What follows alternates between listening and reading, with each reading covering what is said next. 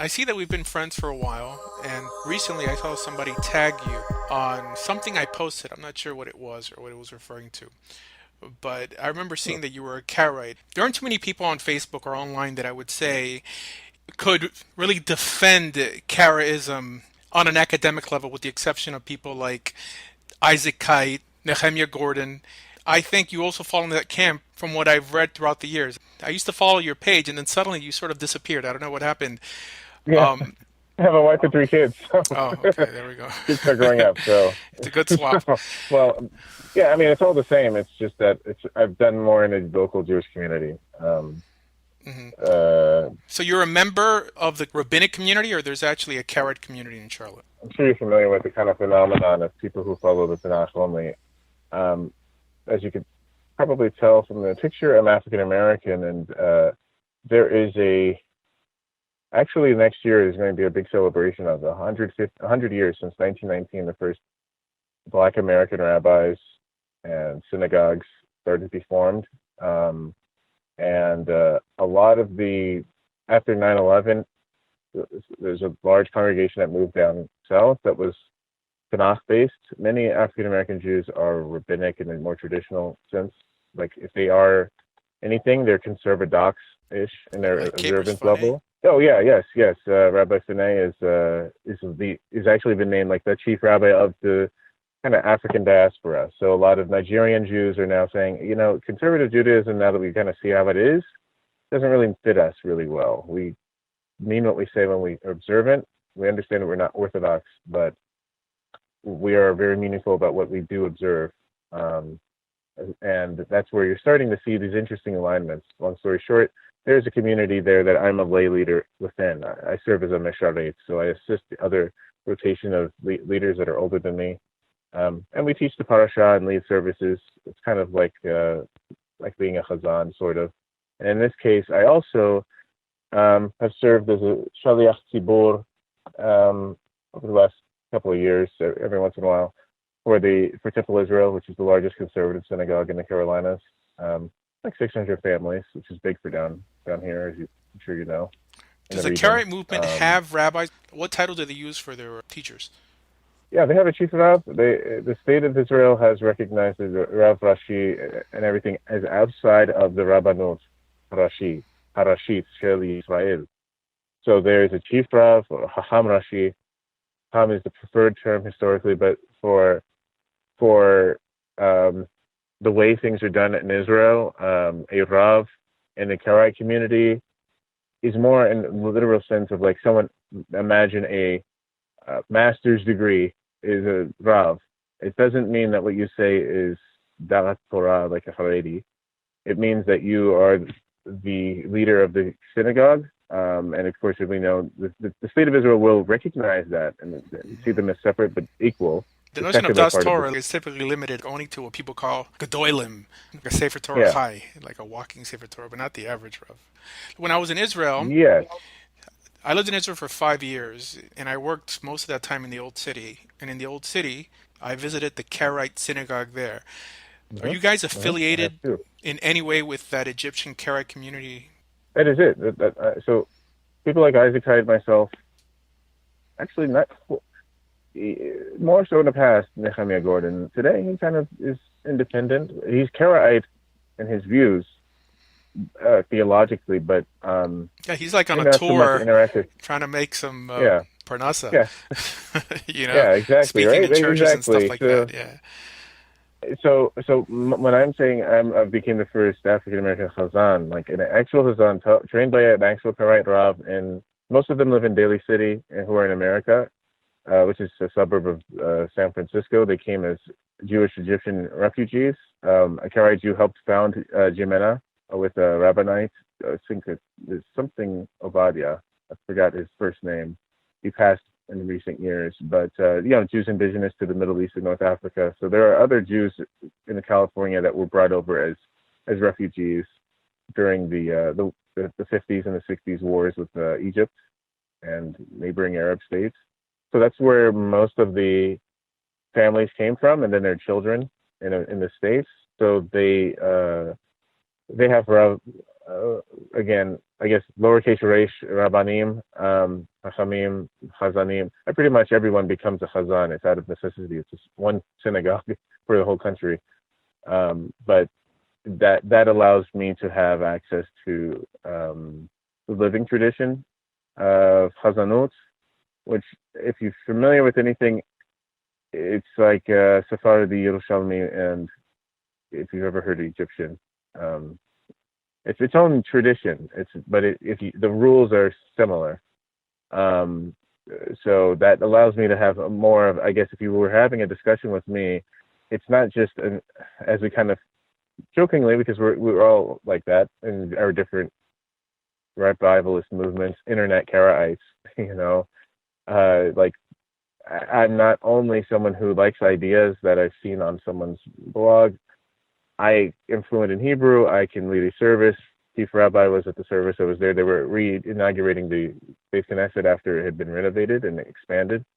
So I led Erev Shabbat prayer and Havdalah. And people said it sounded like, you'll see the article. I mean, I'm not trying to praise myself. Right, I was listening to you reciting a few prayers on Facebook, and it sounds very similar to the Yemenite trope in pronunciation. Like Baladim, when the Tav doesn't have a Dagesh, you do the Tha, and you roll the Dalid. Oh, I do that, yes. Yes. Like, is that traditional Egyptian or just strictly Karaite. Yemenite? So Egyptian Karaite will not distinguish between Dalit and Sal, Dalit and Zalit, and Sal and Sal, and they will say Vav. But they will still maintain Gimel and Gimel, and they will always say Shawana when it is appropriate. So, like Asharei Yosheveh Vetecha, they won't say Yoshve, Yosheve. All of those like big rules of Dikduk are still said to this day, even by Israeli Karaites. They'll code switch and kind of speak much more carefully. If you look at, because I translate for the Karaite press, I translate Judeo-Arabic and Hebrew text from the last 1,000 years, from 1,000 years CE to the 21st century. And that's where I have a very strong comfort with Dikduk. And they, in their own text, point out, for example, there are as you might have heard from the Kyoganiza, there are actually beautiful manuscripts that are ornate Arabic calligraphy, but it is actually the Hebrew text of the Tanakh. No, in Yemen, but they're using it.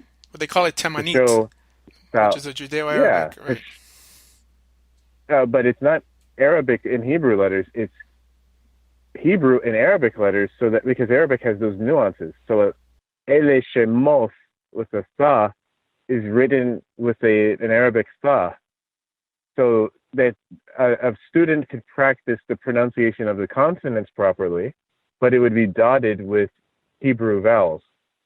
So it's like a very interesting approach, and so it ends up allowing you to see how in medieval Israel or medieval Egypt or medieval, I think Syria is also a big community, before they all kind of just moved to Egypt, how do they pronounce the language? And it would have been identical. Wow was always used for wow in both languages.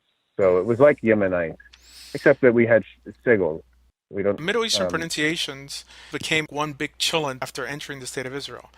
They lost their customs, their way of dress. Traditionally, the women used to wear a hijab. It's brought down like this in the Rambam. It shows that Islam is really just a perversion of Judaism and not the other way around. I mean, the Rambam also brings down prostrating, what's done during what we call the Amidah daily. And that's something that that's why I began following your work, and others that were kind of going back to the sources of David Bar Chaim, and others. I know they're not exactly the same schools, but I find that I know, and I'll let you know up front, I know rabbinic sources very comfortably. I'm not going to claim that I'm a Talmid Chacham, but I know early sources like Mishnah, the underwriting of what undergirds the oral Torah quite well, and I can navigate how as many people like the Bible school in Yeshiva University. Rabbi Yitzhak Elchanan? Revel. Revel, okay. yeah, Bernard Revel, his PhD dissertation at Dropsy College at the turn of the century was about the Karaite sources and its origins in Philonian and Sadducean halakha. And he goes through great lengths to point out that Karaite halakha actually has a lot of second century sources. And if you throw in Shammai, you wrote a whole 100-page monograph about it. So it's like there was a time even the most orthodox of, mainstream of Orthodox could get a PhD in basically Karaite studies and understand that, yes, these minority opinions like Shammai and others, even within the rabbinic world, you still see the traditions are lived out in the Karaite community. So they're Karaite traditions. They're not seen as of divine origin, but they are understood to be an example of non-denominational traditions, as it were, which is why you would see in the pronunciation rules or if you heard me cantillate, you're going to hear things that are similar. It's not like a random sect that just stopped doing things because it's tradition and it's not. It's that they tend to prefer traditions that had been older and there were minority voices that were suppressed. So they, you'll find that that's the approach that I take. I know that there is a lot of wisdom in the approach to the Orthodox point of view of Judaism, even socially. Yes, I socialize with conservative Jews in the mainstream community, outside of course, African American Jews. But in terms of actual people who are conventional Jews from birth, I like going to Aish HaTorah classes and having people who actually believe in what they're reading, and then they're engaging. That was my yeshiva. I'm an Eishbacher from the old Oh, city. that's fantastic. I converted to Judaism around 20 years ago. Did you convert? Do you have Israelite lineage? Because I know Karaites traditionally did not accept converts. Yes, I was among the first class about 2007, roughly a decade ago. Plus, my wife and I, both African American. Now, in our communities, many, if not most, African American, as we call them, Black Hebrews, and just as Judaism has if you say Judaism, you have to distinguish. The same thing with Black Hebrew. The stereotypes come to people's mind first, but people will say Hebrew because, Jew isn't necessarily emphasized in the Torah. So many Black Hebrews will say that there's so many parallels within the suffering of Deuteronomy 28 and the suffering of their own ancestry that maybe there's a reason that they were drawn to the Torah. Maybe they too had that lineage. I won't get into that at the moment.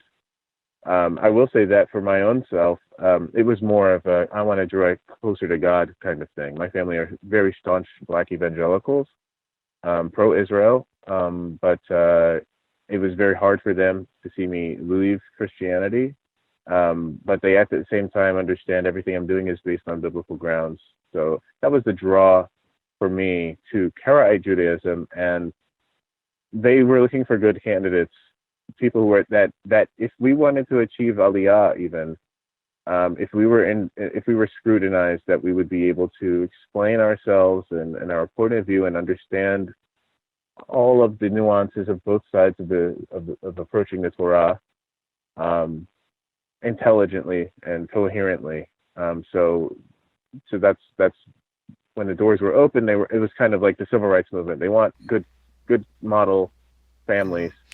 But the Egyptian community accepts Karaite conversions done They in did it. America? Oh, amazing. Yes. So they've the Egyptian officially community, changed their policy? Yes, that was now it's the Israeli Karaite community, which is roughly 40,000 is the going number, about counting Jews. But they have a chief hacham, they have a separate court for marriage and divorce and a beit din. All of that is been hotly contested by the Rabbanut, Shechita, everything.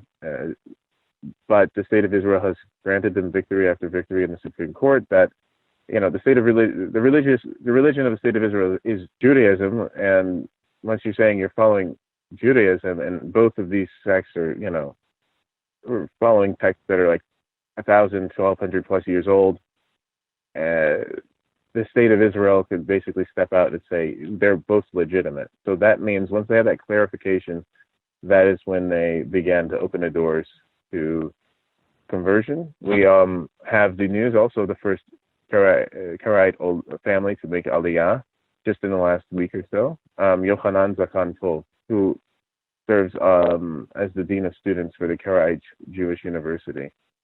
So you could check more on that. I don't have more details about it, but Yeah, but how do they get I know married in the that he did. States? How do we do marriages? The problem that conservative and reform Jews have when making Aliyah is that they're only recognized by the Sochnut, the Jewish agency. They're not recognized by the Mm-hmm. Rabbanut. So they technically cannot get married within the state. They have to like travel to Cyprus, get married and then fly back, or get Mm-hmm. married in the States and get their marriage license apostilled and then recognized by the secular state of Israel. Can Karaite Chachamim perform marriages, Karaite marriages within the state of Israel and have them Yes. recognized by the state? Yes, and divorce documents as well. And divorce documents can be treated as well as a ketubah as and I think it's a French diplomatic term, apostative. Apostative. It's something like or apostille, meaning like just like your wedding certificate. Yeah, If you apostilled. wanted to move to Canada, apostle. Yeah. I just saw it in Arabic, Hebrew letters. I've never seen the term. It's like it looks Right. like it's a French word. So it's but it's like it's there to be treated by the state of Israel like just like a marriage document for an ole or a ketubah for an ole from a rabbinic community, Orthodox community. Why? Again, they have been very keen on saying, unlike the reform and conservative movements, while we do have rabbis, we are not rabbinic Judaism. So ultimately, we do not derive our authority from rabbinic structures. Our authority comes from the Tanakh. And we have maintained that independence for 1,200 years. There's no question about it. It's like the Samaritans, and therefore, because they never did what the Ethiopian community did, which is, on our perspective, it would be understandable in the short term, but it ended up being very devastating to their own community leadership in the long term, where they said, fine, we'll do a pro forma conversion to make it okay and easier on people. Once you do that pro forma conversion and you're no longer in compliance with rabbinic halacha like you said you would be, now you have these consequences. So Yeah, I think the same consequences would apply to a Karaite who's not recognized by the Rabbanut. In other words, they couldn't right, work in the Karaite, Barkan wine factory, and they couldn't marry someone accepted as a rabbinic Jew. Yes, that's right. And that would be the compromise that was established by the Supreme Court. So they were very smart. One, unlike, let's say, our brothers on the other side of the Nile, in the source of the Nile in Ethiopia, the Karaite community was had plenty of lawyers and people who could understand the importance of case law and could win a number of wins when it comes to kashrut. Divorce is being recognized by the state, marriage is being recognized by the state, and then going into conversion. So that way, exactly the situations that you had, it's like a legal strategy. You've already covered precedent, you've already argued the cases, and therefore we're not going to pretend anything. So same thing with a divorce. We're not going to pretend to anyone and make misrepresentations that a woman divorced from a Karaite who wants to marry an Orthodox Jew doesn't say anything and keep it hush-hush. It's be clear about the process. However, if that is not an issue, and she's marrying within her own religious community, then our own Batei Din will have to handle that and take the Sefer Keritut, as it's called. It's not called a gate because gate is Rabbinic Hebrew. A Sefer Keritut, like the Torah says, would be taken in as evidence that she is indeed marriageable, and her husband, her ex-husband, has no claim over her. And whatever the terms of the divorce were in terms of property and whatever, that's a part of that Sefer Keritut. And basically, the people can affiliate with them, and that is happening in Israel as well. So in other words, they're not conversion per se, but an Israeli could affiliate with them. And that, but of course, just like again, our standards are, the mindset, the fear of Hashem is still there, just like in an Orthodox community. If you're trying to choose between Cyprus and Karaites, you're not thinking in the right way. If you're trying to choose, do I focus on the written Torah and prophets, or do I focus on the chain of tradition and being pure in my observance of the tradition?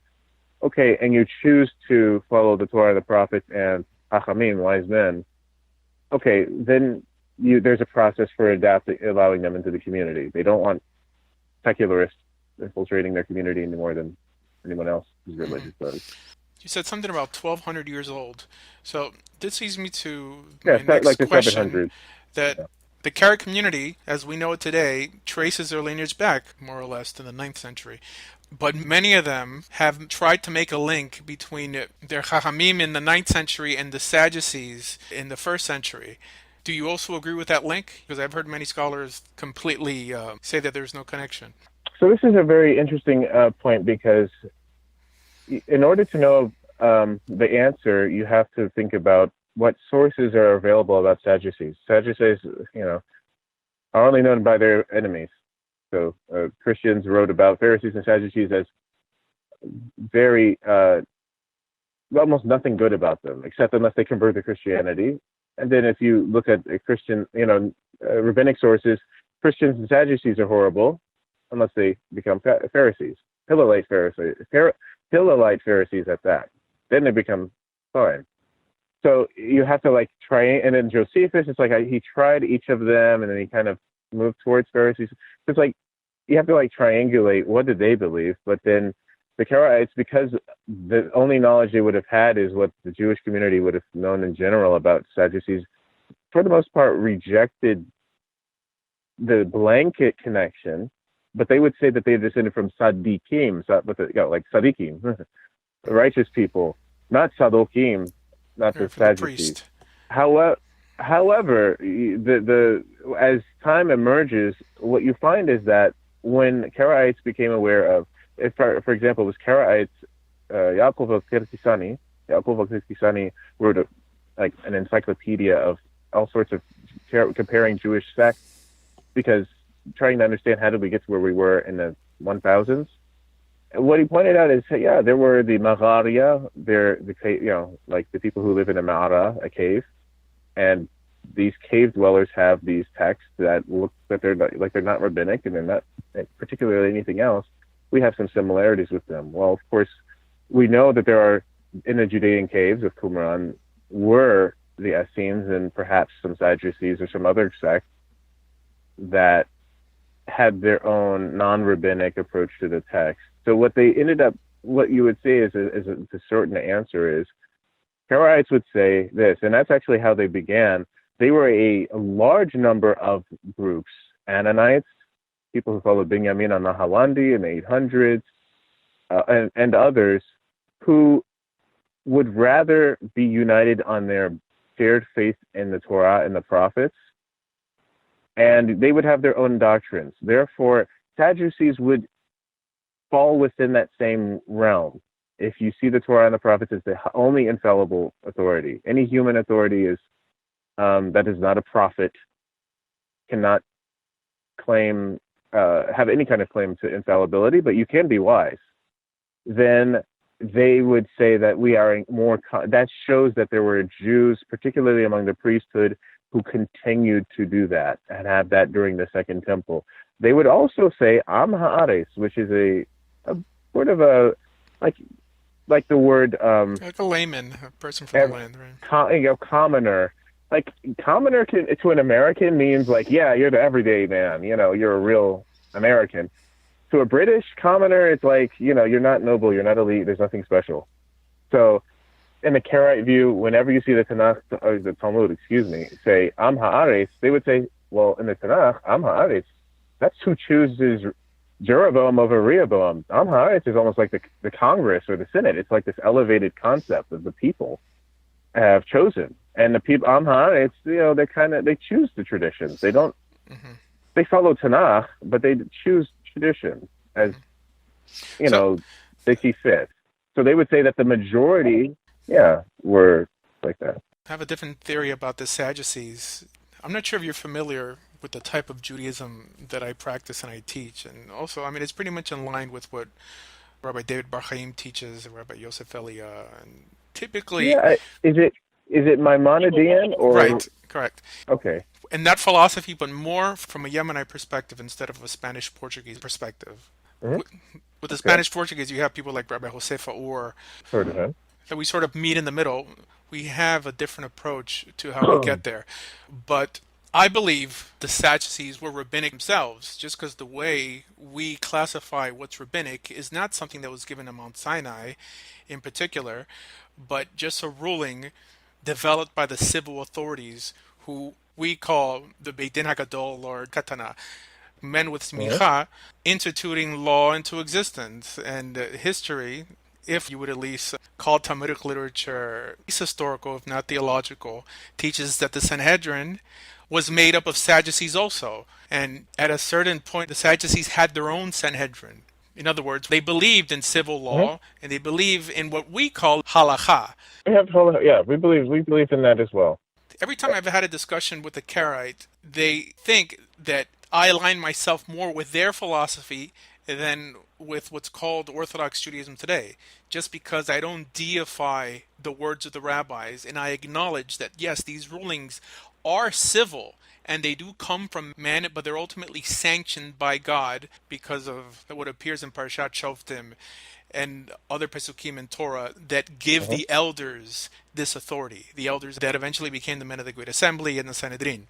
This is why when someone says that a Sadducee was in some way a Karaite, back then it would have been impossible to live a cohesive Jewish existence without submitting yourself to the authorities. And everyone knew that the authority came from the Lishkat HaGazit, from the top of the Mhm. Temple Mount, from the court that was ultimately instituted Mhm. by God Himself. Most of and in fact, there's a great book called Imrot Moshe, um, the sayings of Moshe by Rav Moshe ben Shabbatai Rasson. He passed away in 2006. He's a voice of, he wrote, it's like kind of his Divrei Torah and a few parashot and talking about some of these issues like milk and meat and Shavuot. But his opening statements are about like the essence of the disagreement here. It's that the essence of the disagreement is not human authority. Never at any point was there an assumption that there is no interpretation and then there's no rule of, there's no judicial, there's no rule for a judiciary. That's like that's a part of the inspired order. We all agree on that. We would say that just as they're kings and the Torah, if you study Tanakh, I mean, yeah, kings are also an institution that's from God, or the judges. But look at the times of the judges and kings. There are individual kings who are sent a prophet because, hey, you're off track. You're not doing the right thing. Judges that become corrupt. And a lot of the Freyasad Nabiim just point the finger at everybody and point out that you're giving rulings for other reasons than what is most in compliance with the word of God. You're persuaded by other factors, political means, money, whatever it might be, convenience, whatever's popular. And that's a part of where you start seeing Karaite's view of the evolution of the two, as they would call it, houses of Israel, the modern times. They would say that we're with you when it comes to, okay, certain things have to be brought to a judge. The Torah makes it very clear that we don't ever question the fact that someone has to adjudicate matters. That was one of the first things before the Torah was revealed, with Yitro saying that and God approving it to Moshe. So let's not waste time on it. The question is, when we start looking at the machlokot that start to develop, let's start looking at, I don't know, Shammai and Hillel. And Hillel is, of course, Makola, he's Lakola. He's for the leniency, as his kind of characteristic approach to how he makes a halakhic ruling. And Beit Shammai is the Humrah, right? When they start looking at some of the practices, like, I don't know, the prosbul, which is even taken from like a Greek term, prosbule, in front of the court in Greek, and you say that this now is how we handle this. We're gonna make the law work for you. Like, well, wait, that's nice for Roman law, but we're not dealing with Roman law. You take the strict approach. What did God say? If you're selling property or buying property, the Torah is pretty detailed on shemitah. Now we're starting to have a court that is ruling in favor of things, not because it is the most it does not deviate from going right or to the left of what God said. We want to be lenient on people. It sounds good at front, but then you start saying, why can I divorce? Can I divorce a woman if I don't know, I just find anything about her? Trumped up charges. Okay, well, we'll be lenient about that. It's your wife after all. You can make the call. Shammai says she's got to commit an avera to do that. No, you can't divorce her for any reason, you know?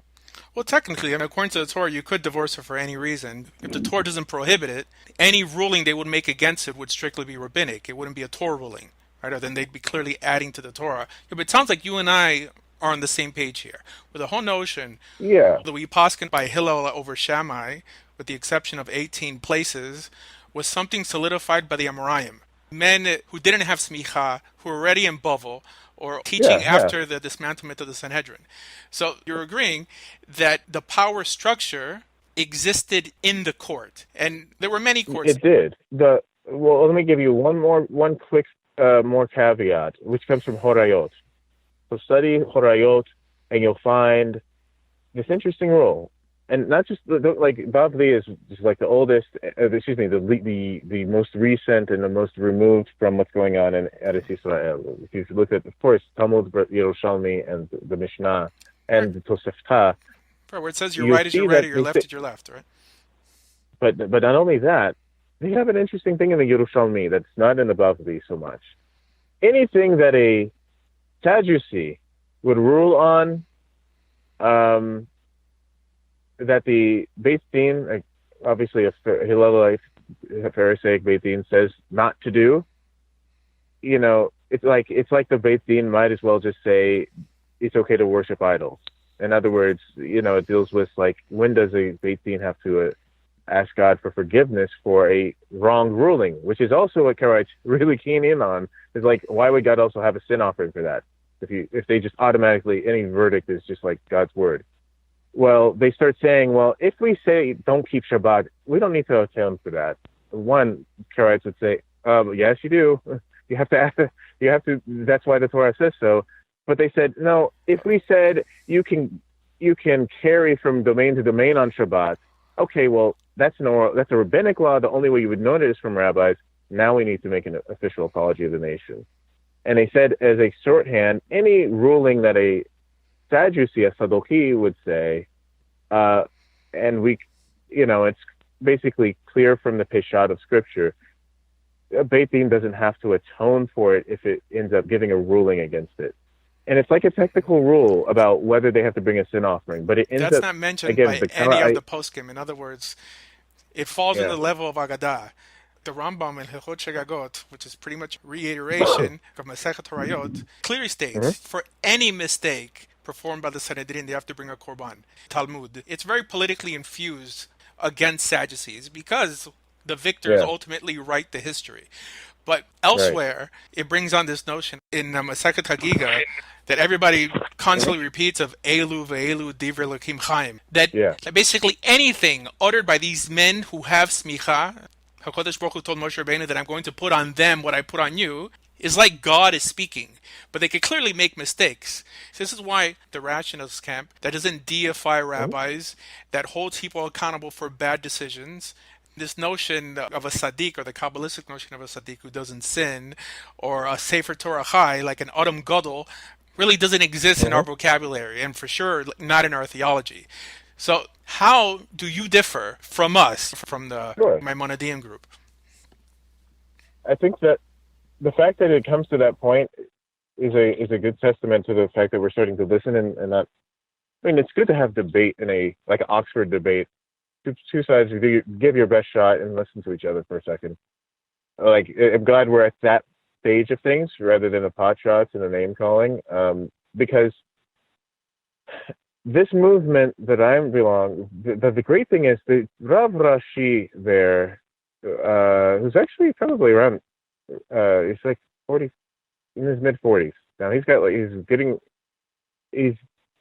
highly educated, a couple of master's degrees, working on a PhD, finishing his PhD in Jewish studies, philosophy, and because of the state of Israel's laws, yes, he's recognized, but he gets 1/7 the pay of a rabbi. An Orthodox rabbi, so he has to actually use his degrees to earn a living. would make the case that on any day it's obvious, especially in a diaspora outside of Israel, where you don't have that power structure there, a modern Orthodox Jew, so to speak, right, outside of the Haredi close world, a modern Orthodox Jew, daily life is going to have a lot of the same concerns for their family and themselves as an observant Karaite, a true observant Karaite, right?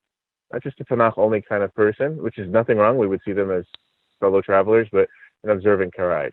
You have traditions that you follow. You're not watching. You're not going to the movies right now because it's the 10 days of repentance.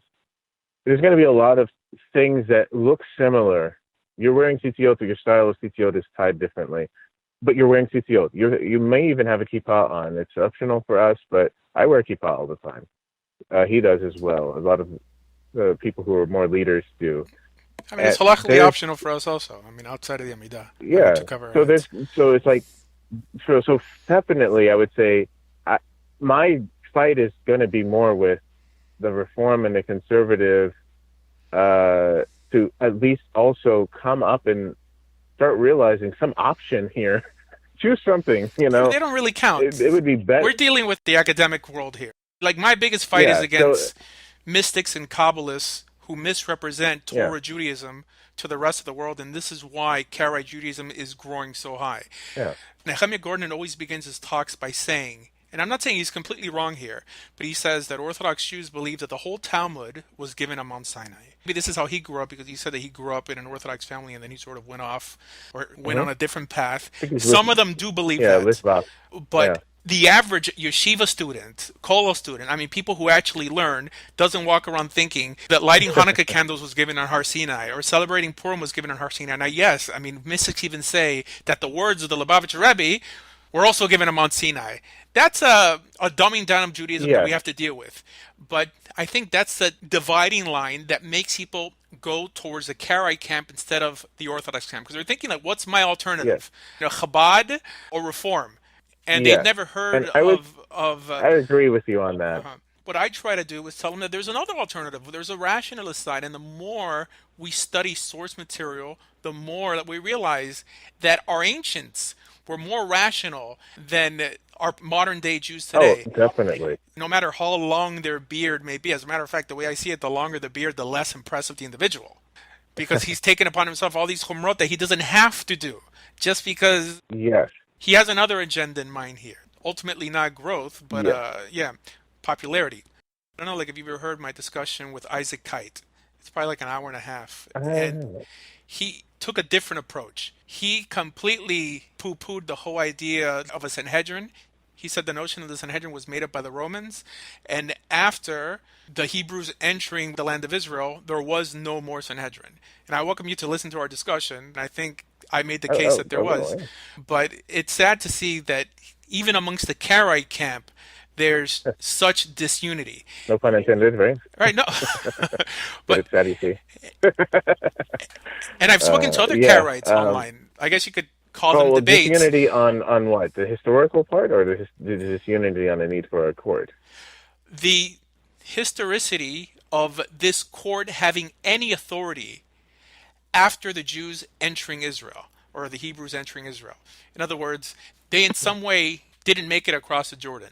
Okay, so if we were to just put a finer point on it, there is a Beit Din. It's in Ramla, as it's been for like the last 1,000 years for the Karaite movement. And the oldest synagogue that is in active use in Jerusalem is the Karaite. It's a museum as well as a Beit Knesset, and so these institutions there are quite old. Nothing to sneeze at in terms of Karaites understanding the need to have a physical presence institution, places in the land of Israel to keep a presence and lead the community, even if people have to live outside of land. I mean, ultimately a consensus. Any religion needs one. Right? You guys have the Seva Yerusha. It's like your set of laws. Right. If you don't have what could be deemed as some sort of oral law, one has to almost create one to exist. I mean, the Christians have it, lahavdil, Muslims have it. Hmm. If everyone was meant to understand the Bible literally, then, I mean, I couldn't eat in your house for Shabbat. Your son couldn't marry my daughter, and vice versa, at least in the Orthodox world. So there has to be some Yeah, we would. consensus, and this is how rabbinic Jews traditionally view the authority of what's called oral law or halakha. We make no distinction between oral law and rabbinic law. So that's where the finer point would be, which is we would see the most neglected mitzvah as lo tosifu lo tigreu. Don't add, don't take away. So we have a review process, and I think it would be almost more like asking. We see the constitutional, hearings, or not constitutional, Supreme Court hearings on Capitol Hill, right? Okay, he explains himself. I heard the best 20 minutes about, hey, you're a textualist. What does that mean? If it's not written there, the answer is no. What is your answer? And it's like, no, we consult the text of the founding fathers and other letters that they wrote around the time while they're debating what was going to be in the Constitution, and in all the Supreme Court cases up to now on how they interpreted it. We're looking at the text. We have emotions, but we need to know what the text says, because Congress can always write another law if the text doesn't have anything, and we can say no. The answer is no, but the reason is there could be a constitutional answer, but you have never came up with a law to do so. Versus, we can kind of rule from the bench, and I think that's sort of the it's a simplistic way, and obviously it's secular law, but it's a kind of a similar view. If you believe that, first of all, yes, you can actually live by the Tanakh. Tanakh doesn't give you a lot of specifics, but that means there are, as we all agree, way more negative commandments than there are positive. It doesn't tell you how to keep Shabbat, but to keep it holy, and it doesn't tell you how to keep Chag Masot, but it does tell you to eat Masot. So there are things that you just sit there and have a boring day? No, you have a service, you have prayers. There's an order to your prayers that makes them even more powerful, of repenting and confessing and acknowledging. And let's study the prayers of other prophets, and then we'll build out prayers out of the Psalms that fit that structure of the 7 stages of prayer. Oh, you should bow down, you should lift your hands, you should raise your voice, you should bow your head, you should wear fringes. Okay, but we all agree that is something that brings us together, and we should make pilgrimage to the land of Israel as well, and check the Aviv and Israel, and sight the moon, and all. We should remember that we want to come back to Israel. We should have a synagogue in Israel, and you should make pilgrimages to Israel, because we're trying to recover practices that have been taken away from us. So far, we don't differ. And that's where it's going to be, like, from that perspective of kind of textualism. You'll see a lot of familiarity. So with Karaites is that they make no distinction between Torah and Nach. It seems like they elevate everything. Oh, because it's prophecy. That's what we're looking for. All of Nach's not prophecy. I've seen Karaites quote exactly. Sefer Malachim as reverently as they're quoting Shemot, because the Karaite, he makes no distinction, and he thinks that the books of Nach, of the writings and the prophets, are there to teach us how to keep Torah, instead of just to give us a historical account of how Israel behaved throughout history and the consequences for that behavior. I agree. The core, that is a difference in the rabbinic view, where it's almost like it's like the inner court, the outer court, the Kodesh Kodashim, the Ohel Moed, and then the. I mean, Torah Shebekav is the basis. And the books of the prophets are there to give you a detailed account of the life and times of that prophet, but not even a prophet could add to the Torah. I mean, he would also be a Baal Tosif. In other words, where it says Lo Tosef Alav, Lo Tugar Mimenu, also applies to prophets as well. We would say that the Torah makes a case that if there's a prophet in your midst, the same thing, Sefer Shofetim, at the end, if you recall, we're not supposed to go into psychics and all sorts of other things to learn spiritual truths.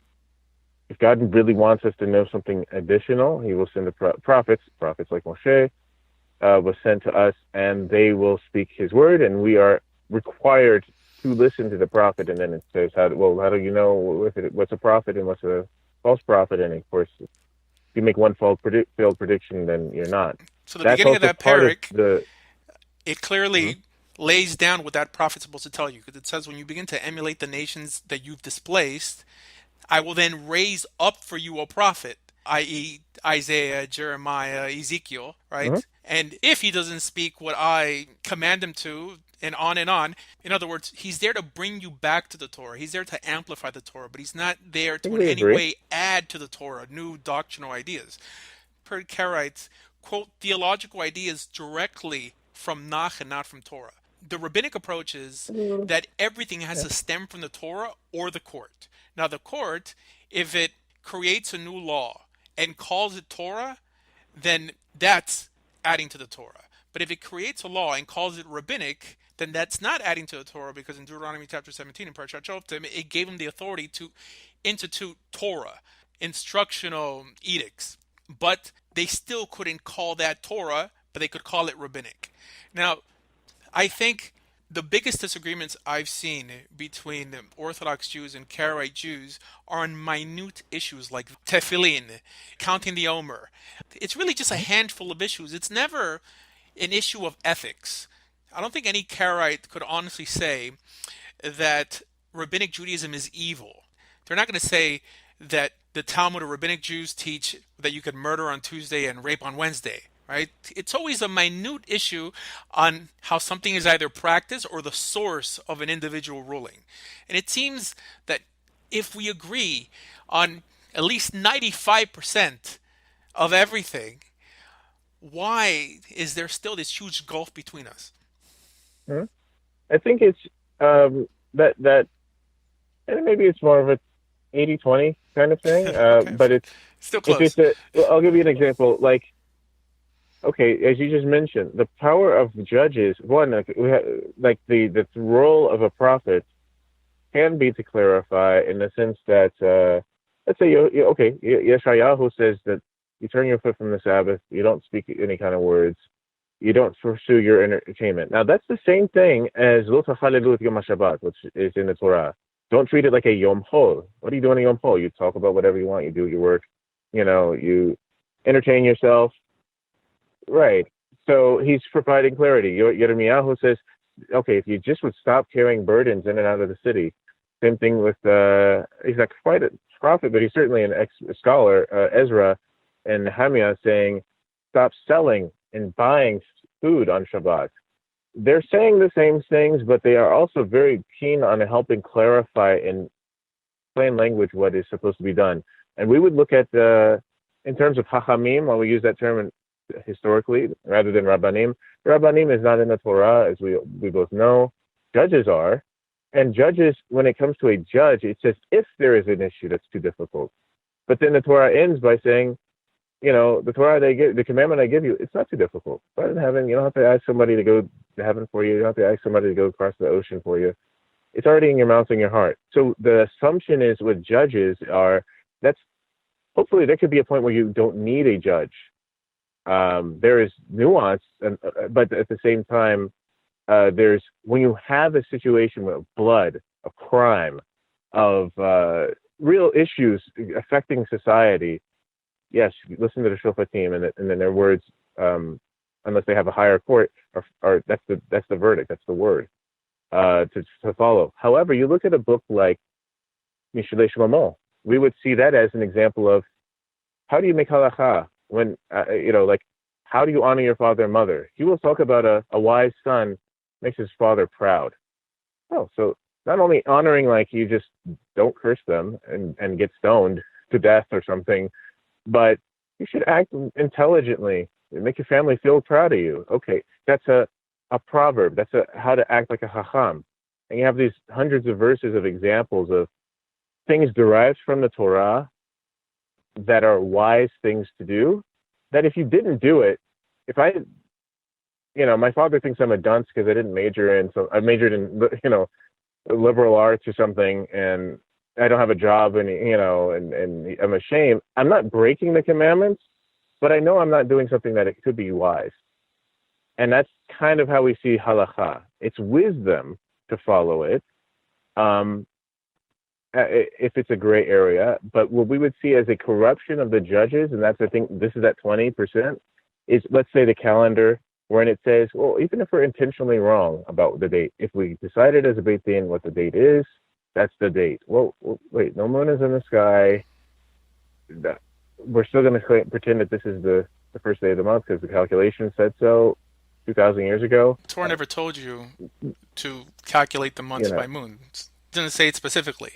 In other words, the understanding, at least, I mean, as brought down by the Rambam and even the Talmud itself, that it was left up to the elders, to the court, to develop the system on how months are declared. Now, there are hints in Tanakh here and there that it was the moon that they were using, but in terms of how you spot the moon, how do you declare a new month, that's completely rabbinic. So it's typically understood that because it was rabbinic, that same court could have paused it just because they didn't have a temple, they didn't have the majority of Jews in Israel, they didn't have religious sovereignty in the land, or Lishkat HaGazit and all that stuff.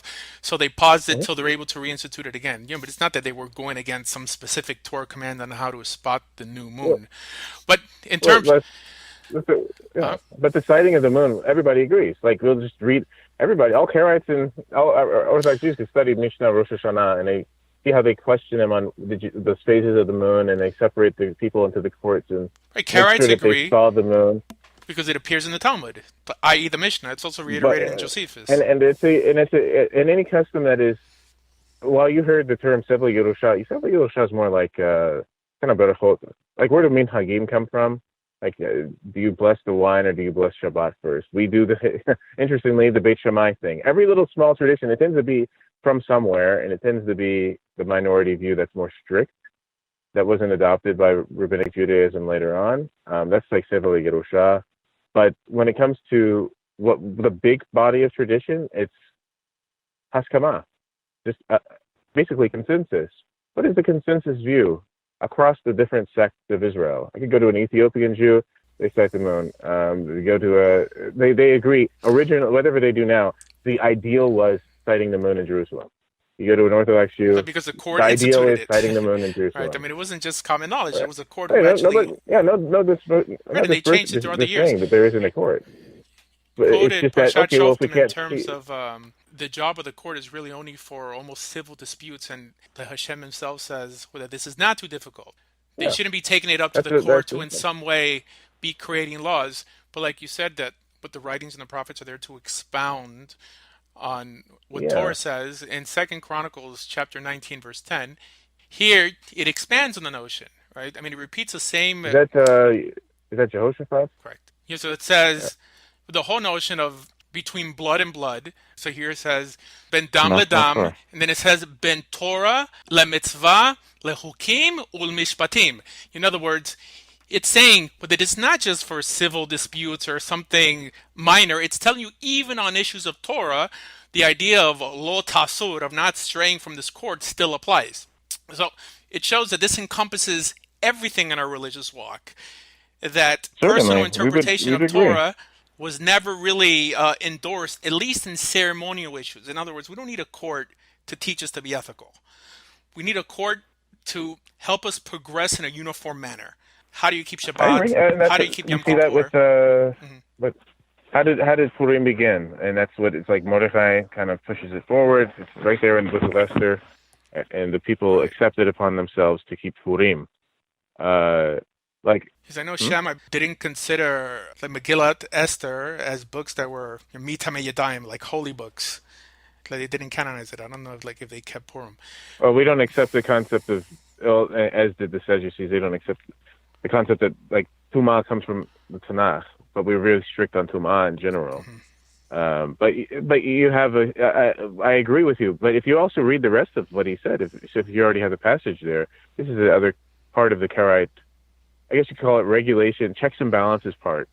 Tanakh comes first. So he says something to the effect of, be very careful in your work, King Melech Yehoshaphat says.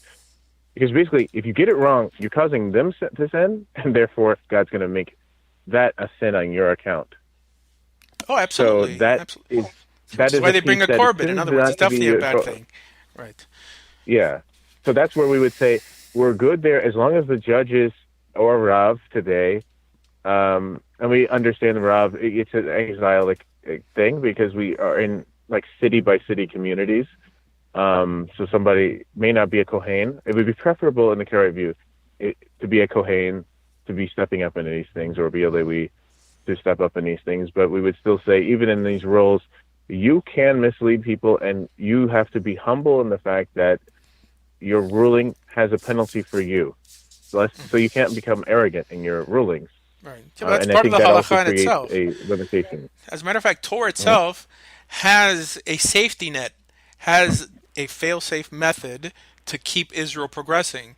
In other words, when the court would become wicked, God would just destroy the temple, wipe the head court off the room of hewn stones, the Shkat HaGatzis, and they would have ultimately no Mhm. authority.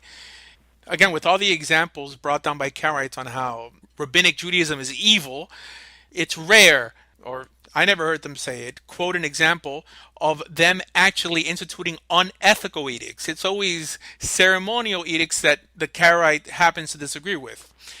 It sounds like it's almost preferable to try to live out Judaism with some structure than claiming to be a Karaite and interpret things on your own. And I know that's not what you do, but I would say the vast majority of people who call themselves Karaites online are really just former Christians who have dropped Jesus and try to only live by the Old instead of the New Testament. Oh yeah, being anti-authoritarian is not the that's anti-authoritarian. It's being anarchic. If you're an anarchist, that's your political view. Keep that your political view. Just as if you're a Democrat, keep your political view. Don't become Reform and mix it with Judaism. There is time to listen to authority. I think we see eye to eye. So, for example, like there. Rabbi David Barchaim has been accused many times of going by the Yerushalmi over the Bavli, going in some cases by Shammai instead of Hillel. In other words, this type of freestyle, Is that news?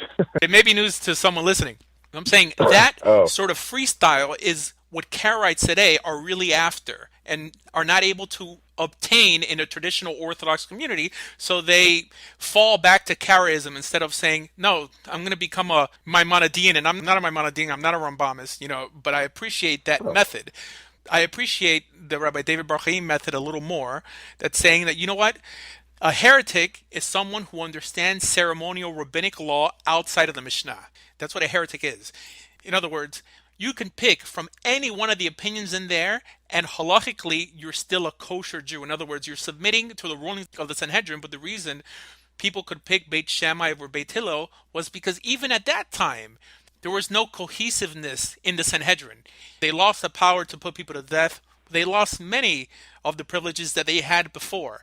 So because it was a mess and the students of Beit Shammai that were ready to kill the students of Beit Hillel, it showed that this idea that anything that came out of this room of hewn stones became doable and applicable. I don't think the students of Beit Hillel would condemn the students of Beit Shammai to death in any way. In other words, they understood that divrei Elokim chaim, that these are all acceptable, valid opinions. So perhaps if the average Karaite was given this option of structure, saying that it's okay, as long as you're adhering to some ruling of the court, some notion of halakha, some consensus created by individuals who actually had smicha, you can also be accepted as part of Israel. But I mean, it would still be us accepting you just because there's more of us than there are of you. Would you have a problem with that? Well, I would at that point I would have a problem with it, mainly because everything you said, if you simply went back further than the Yerushalmi, further than the Tosefta, further than the Mishnah, but to the Tanakh, any view that can be established on the Tanakh, whether it is a rabbinic view, Ethiopian, Israeli view, if it's a Samaritan view, Sadducean view, Annanite view, whatever your perspective, or something new that we haven't discussed, that this is in the historic view point, by the way. I mean, I can quote you sources all the way back to the earliest, most contentious days of the schism. If you can explain yourself, because you are personally accountable to God, just as Yehoshaphat said to those judges, you are personally accountable to God to observe and do everything that he has said without going to the left or the right, adding to or subtracting. If you can justify that with rigor, not just quoting one sentence, but with rigor, then yes, you are keeping to your covenant with God.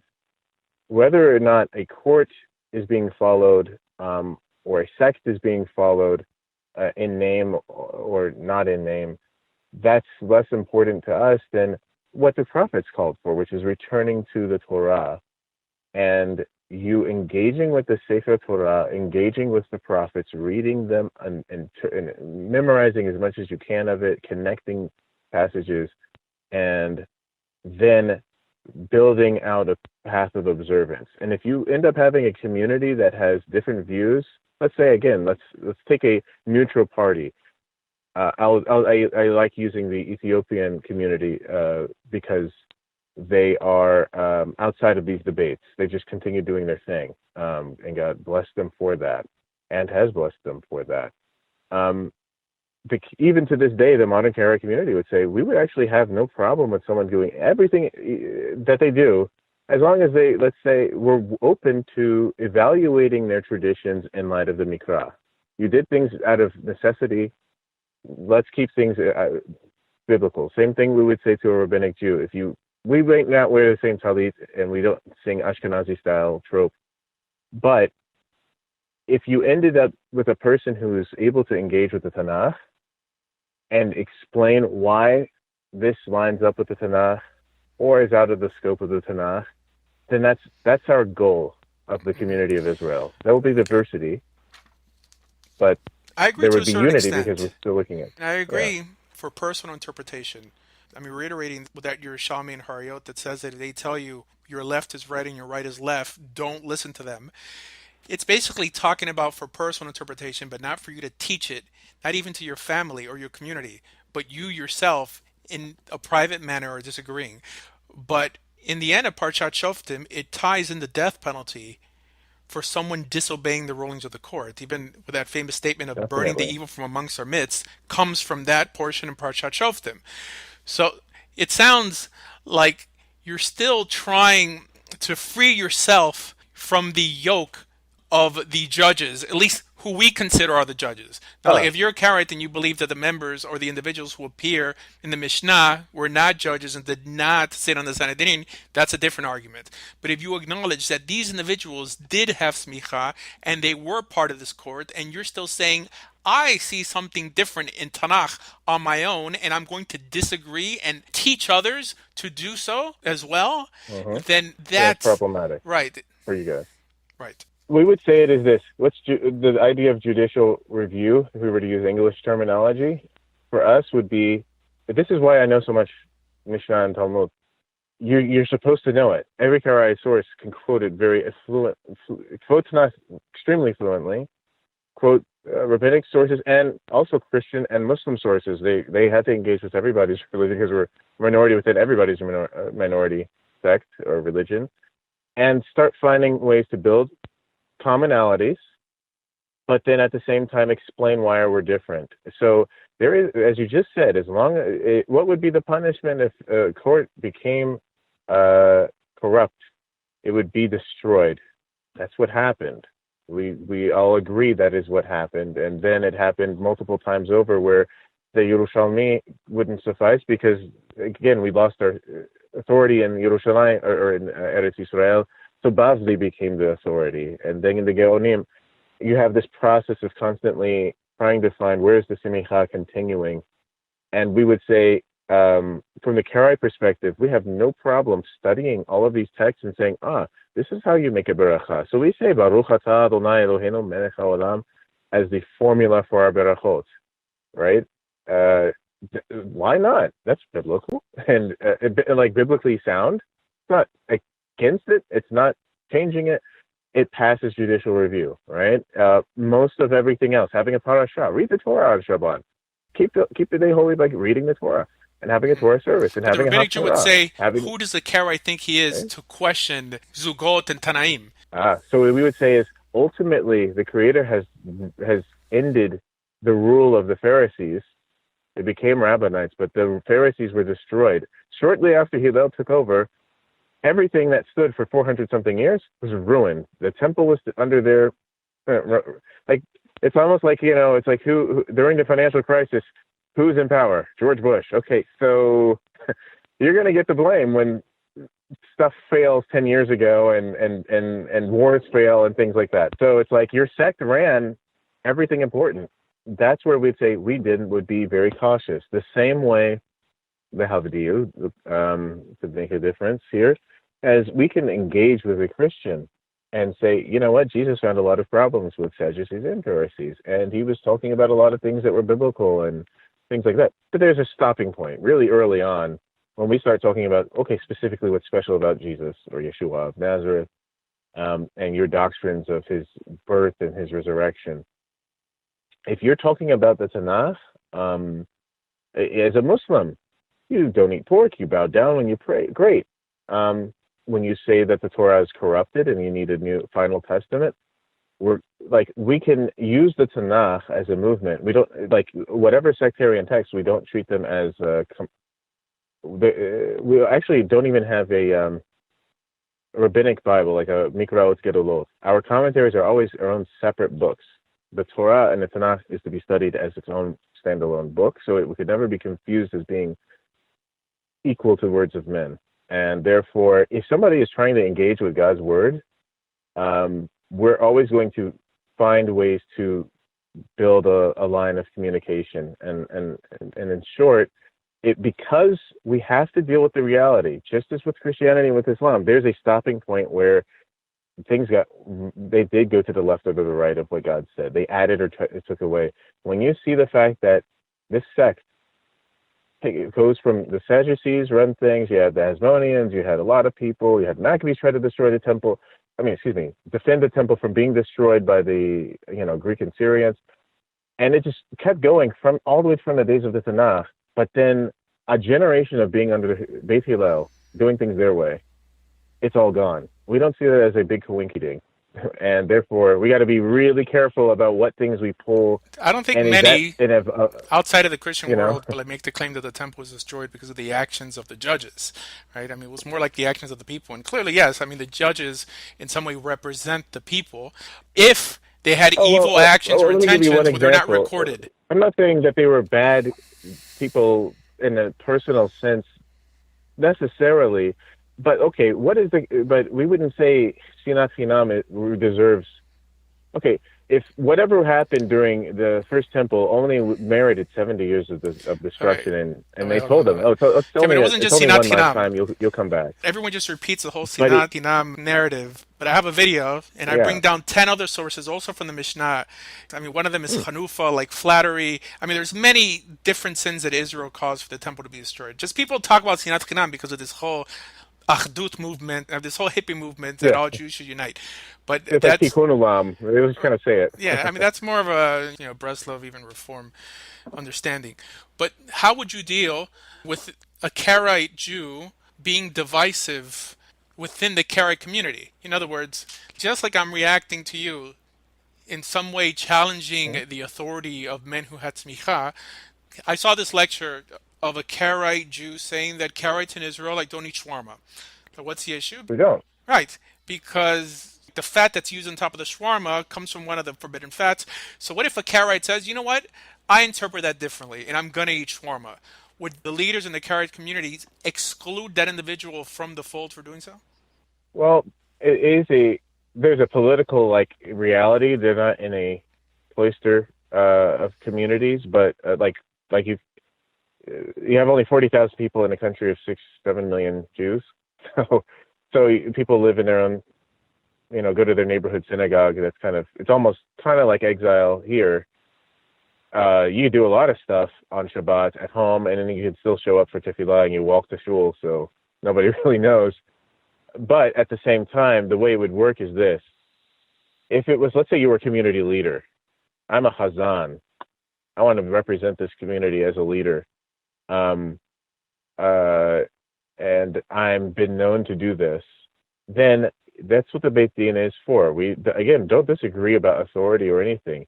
The question is, as I mentioned, how did you if it says the aliyah, which is a fat tail of a sheep, or certain kinds of other halavim, are forbidden and are not to be there to be avoided the way blood is, according to the Torah, how do you justify what you did? You have the opportunity to defend yourself, but here is the text. walk us through what you did to come to that conclusion. And I'm pretty Is it sure simply you just didn't feel like it? You didn't if he's feel like it, and studious that you he'll just wanted give to eat a shawarma? an amazing answer. And how would they respond to that answer? Well, in other words, they're willing to Ah, adjudicate their sure. own members, but they have a problem with the court adjudicating them. The court that doesn't exist nowadays, We obviously. we we use the rules of Hekesh, which is like what is that? Logical inference, which are very similar, actually. Not, and it's not a hidden thing to the laws that you see, the quote unquote the rules of Hillel, the hermeneutical rules, right? If you look at those rules, it's essentially reading comprehension and critical thinking skills. That allows there to be a limited way, and the Rambam added a few Yeah, but that's not pieces how it's to it. If understood you typically in know, halacha. But the 13 principles of exegesis are typically understood as principles that the court use, not the Amcha, not Hediotot in the street, that the court use to develop halacha. But you're saying that the average man has this authority to, in some way, yes, bypass civil yes. law and go Remember, straight to the Supreme Court and argue his case. well, I mean, if you have a person accused of something, I mean, even in any court, they have to be able to, like, do you understand that's theft? Like, did you know that bootlegging is actually theft? Hold You on. thought you took something from your house and you I mean, sold it. Lahavdil, That's it's not the same bootlegging. type of example. Going against a specific law because you think you know better is different than defending yourself, saying that you're innocent from a crime. Totally agree. But what I'm saying is, you're asking like the due process of law. If the Torah says it's not hard, and it goes through a whole chapter of Nitzavim, basically saying if you return to the Torah that is written in this Sefer, then you will return unto Hashem. Yeah, we know in You will certain make cases it is teshuvah if you hard, do that. which is why they had elders to All begin with. right. Oh, absolutely. So then, but it's like, okay, so now there's a controversy about what I did, right? But the assumption is the Torah is in your heart and your mouth to do it, and that you swore as an Israelite, or your ancestors swore, not to add or take away from the Torah, not to go to the left or to the right of the Torah. Now, if you're making a decision as a rebel, which is really what people would be doing, let's think about it. If somebody eats ham, they're not making a case for it. I felt like eating a ham sandwich. Who cares? Well, great. You don't care? We do care. There are consequences, especially if you have a role in the community. But if you are saying, I actually have a really good reason, I agree with the rabbinites that shawarma is okay because that was only during the time of the temple or something. I don't know. That's not a good example because you're just denying it on yourself. You could deny yourself anything, but in terms of saying that something is allowed is something else. If I took you back to the time of Solomon and the court instituted a certain law, and you yourself disagreed with the ceremonial law, it's not an ethical law, a ceremonial law, Mhm. and began to do the opposite publicly, do you think that court would be justified in lashing you or like giving you any of the punishment attached to people not keeping that Yes, law? yes, yes, absolutely. And of course, the Torah stipulates there are Kohanim, one, who are kind of leading things. Two, there is the place that the Creator has chosen. So in this case, it would be the temple in Yerushalayim. So there's no question. There is one unified court So where do we for the disagree nation then? of Israel. So the question is, sectarianism happened during the Second Temple.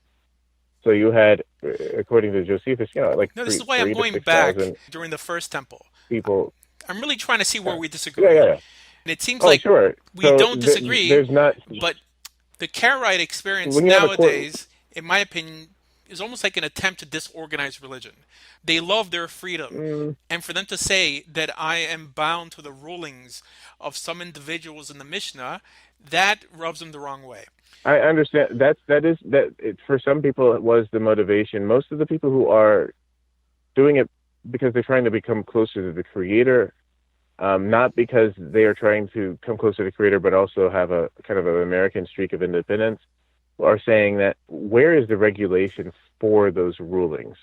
Because the Torah does not, as we all know, the written Torah does not mention oral law, doesn't mention takanot, Talmud, rabbis. Therefore, those institutions have a lower level of authority than from the Right, they're starting rabbinic. point of the I discussion. mean, rabbinic is not a good term, So but their law is instituted by the right. court. So then, if the court rulings then are, let's say, unconstitutional, if we were to use a neutral term, what happens? What do you do with them? So in our case, if the court rulings are shown to contravene the rule that the direct Torah law against adding to, taking away from, going to left or right of what is written, V'Sefera Torah Hazeh, that is something that can be empirically demonstrated. Now, we aren't perfect, and we all await redemption, where we'll have true Nevi'im and Tzaddikim who can explain things, but you can certainly weed out a lot using a handful, whether it's 7, 5, 12, 13 rules of exegesis.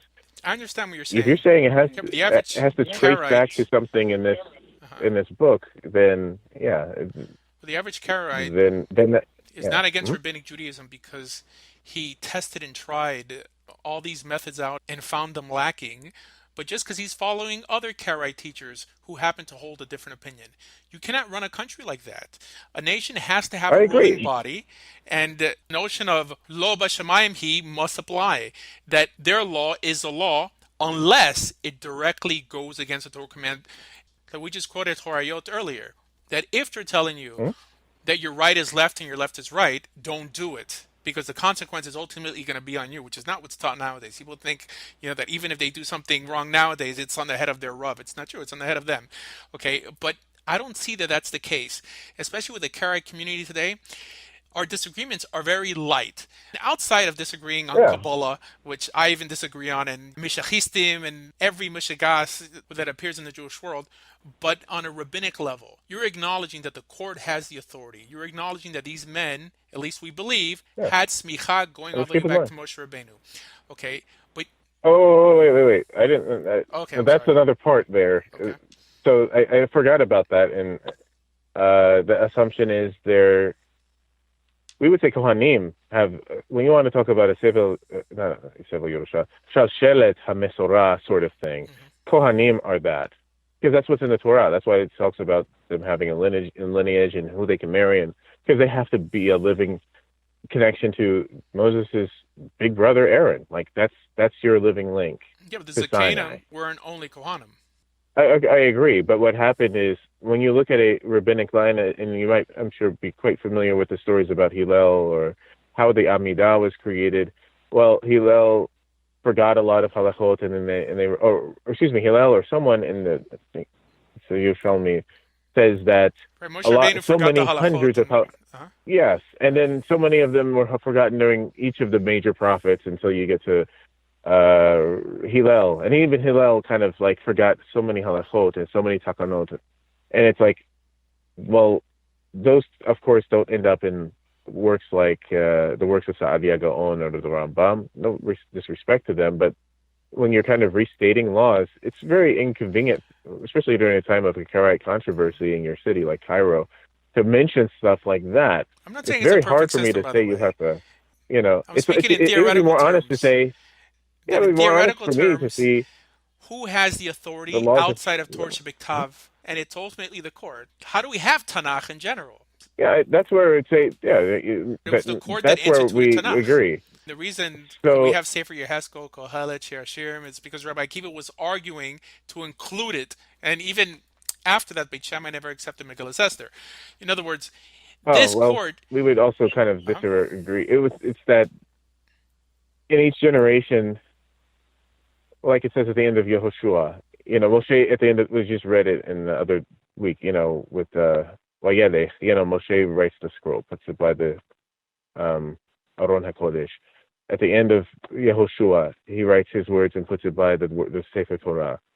The judges recorded what happened in their days. You have what happened during the king's days. You have God and Natan and other prophets recording things, as Yeshayahu, Yirmiyahu, Yechezkel, Toyasar, recording what's going on. And it's like a Library of Congress of prophecy, is being put in the place where people keep going 3 times a year. And you see that actually in play in the middle of the book of Yirmiyahu, where God says, go in the middle, hey, it's a fast day today, go in the middle, proclaim your words, and leave a copy there in Jerusalem. So we would say that it wasn't like thanks to Yavne we have a Tanakh. But again, we agree still that's leadership of the nation did that. It didn't just poof and come out of nowhere. There was a process where leaders, whether we call them the court or I'm just asking you the same prophets, question in different ways because yeah. I'm really trying to get a certain specific style of answer here. But it sounds like you're saying that you acknowledge that the court has the authority. And rabbinic Jews today claim that at least the men in the Mishnah, not in the Gemara, men in the Mishnah had authority. And even throughout Tanakh, like we don't see big division. Outside of Korach and Torah Shabbat, there isn't big division on how Torah was to be kept. In other words, people listened Mhm, to the court, and the king was an extension to the court, really almost had the final authority, and in some cases could override the court. There's an understanding that every tribe also had a Sanhedrin mhm, amongst them, but the great Beit Din Hagadol, the one that ruled from the Temple Mount, had mhm, final say. But it sounds like if you lived in the time when the court was in existence, well, that you would still, if you disagreed with ceremonial law, you would do the opposite. Not because it's unethical. Clearly, if something is clearly against Torah, I advocate people who are listening to me today go against it, even like, no matter what rabbi tells you to do it. But that's typically not the argument.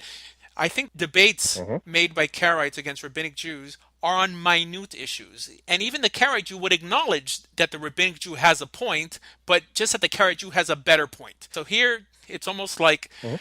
the best is the enemy of the good. Totally agree. If It's you not believe enough in to the build a principles of religion faith, off of. we In other words, why yeah. classify yourself as a Karaite instead of classifying yourself as a skeptical rabbinic Jew? That's my point. Well, if we, in respect to, remember, Torah is what is written.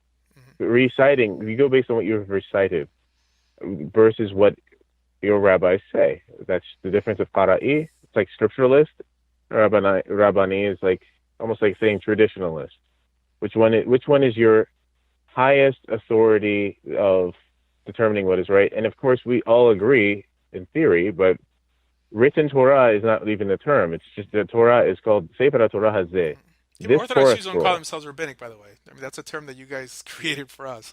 Right. Well, yeah, because you're like in but it's like the idea is our goal is going to be if it's adding to all of the things that it says not to do regarding the Sefer Torah. That is something that is often neglected in rabbinic Judaism. It is actually possible, very much possible, to be a rabbinic Jew or even a Gentile who came out of Christianity, and you don't add to or subtract from or go left or right from what the Sefer Torah says in terms of your observance. There are a lot of ways to do that because we see it as a point of relief that this limits what we can claim as infallible. Yeah, but it sounds like you're And reinventing the then if wheel. That's the thing.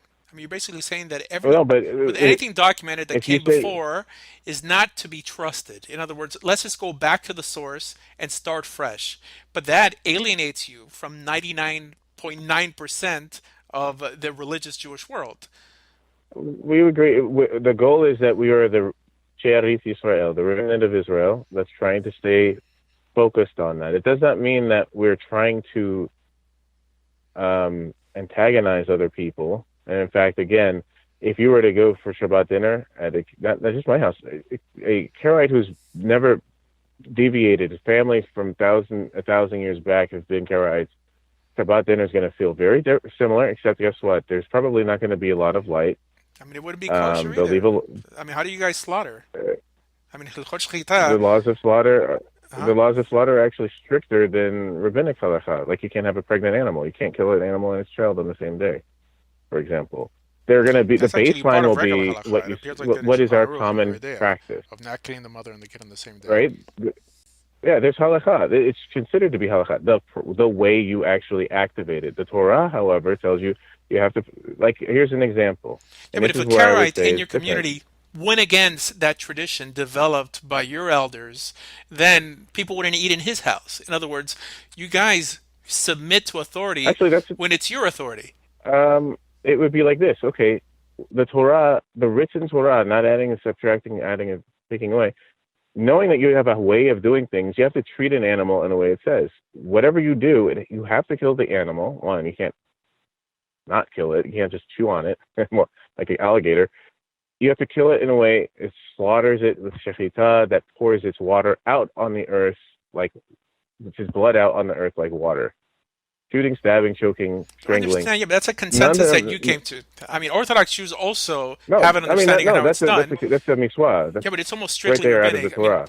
outside of pouring the blood on the ground, in terms of slaughtering cattle, there's no direct mention on how that's done. The court steps in. Yeah, that's where we agree. We say exactly. Yeah, let's look at the way that it has been done across the haskama of how it's done. One, people don't have to look at it. I mean, if you were 1,000 years ago, it's just your. But it basically started in the ninth I mean, century, it's like right? I agree. Rosada Gaon had a much longer tradition. The reason I mentioned the Rasag is because he specifically fought against the Karaites, including the Rambam, had a longer tradition than the individuals in the ninth century who decided to just start reading Sefer Bereshit. Remember, they were always. Don't forget, they were always Israelites. And so I went back to Amharites. I didn't. There weren't any. They were not sectarian. They were non-sectarian. They weren't Essenes. They weren't Pharisees. They weren't. They would go to the temple or they would go to the synagogue. They would hear the parasha. They would go basically. They would hear the written Torah. They would hear Psalms or whatever else they would worship. They would hear the Haftarah.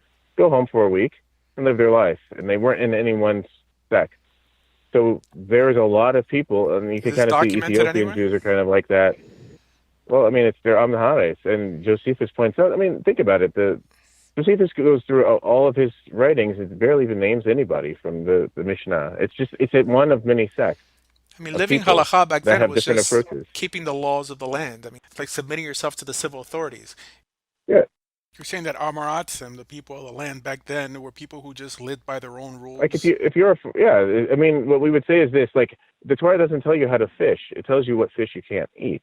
I don't think the halacha tells you how to make a net and go out there on a schooner and drop the net and how to wait and how to fill your net and what do you do with the fish and how do you it's the similar thing. If you're a shepherd, you know that you take the sharpest knife you can and you there's a process, and the process is thankfully recorded in rabbinic literature of what kind of knife and material.